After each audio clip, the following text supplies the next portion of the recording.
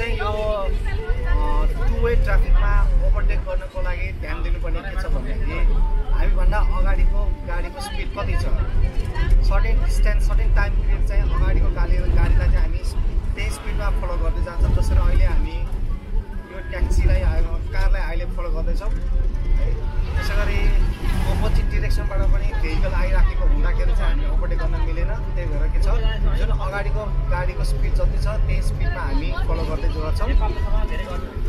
यो दौरानमा चाहिँ हामी के गर्छौँ भन्दाखेरि लेन चेन्ज गर्न मिल्छ कि मिल्दैन, र अपोजिट डिरेक्सनबाट भेहिकल आएको छ कि छैन भनेर हामी चेक गर्दै गर्छौँ।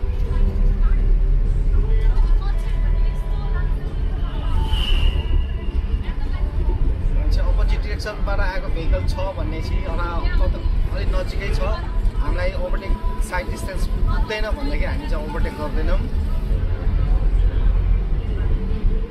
यो टाइममा चाहिँ हामी के गर्छौँ भन्दाखेरि अगाडिको भेहिकलको स्पिड कति छ त्यही भेहिकलको स्पिडलाई चाहिँ हामी फलो गर्दै गर्छौँ।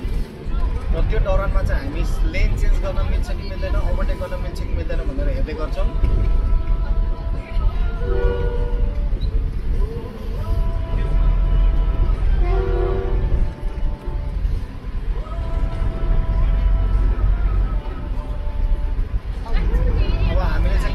अपोजिट डिरेक्सनबाट भेहिकल चेक गर्छौँ। चेक गर्दाखेरि अपोजिट डिरेक्सनबाट आएको भेहिकल एकदम टाढा छ र हामीले ओभरटेक गर्न सक्छौँ भनेदेखि मात्र हामी लेन चेन्ज गरेर ओभरटेक गर्ने प्रयासमा छौँ हामी।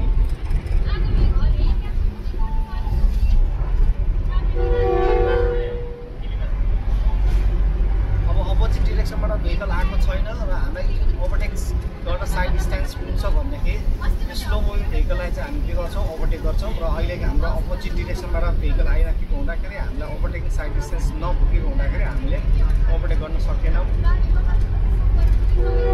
फेरि लेन चेन्ज गर्न खोज्छौँ र अपोजिट डिरेक्सनबाट भेहिकल आएको छैन र हामीले चाहिँ के छ ओभरटेकिङ साइड डिस्टेन्स हाम्रो सफिसियन्ट छ भनेदेखि हामी यसरी भेहिकललाई ओभरटेक गर्छौँ।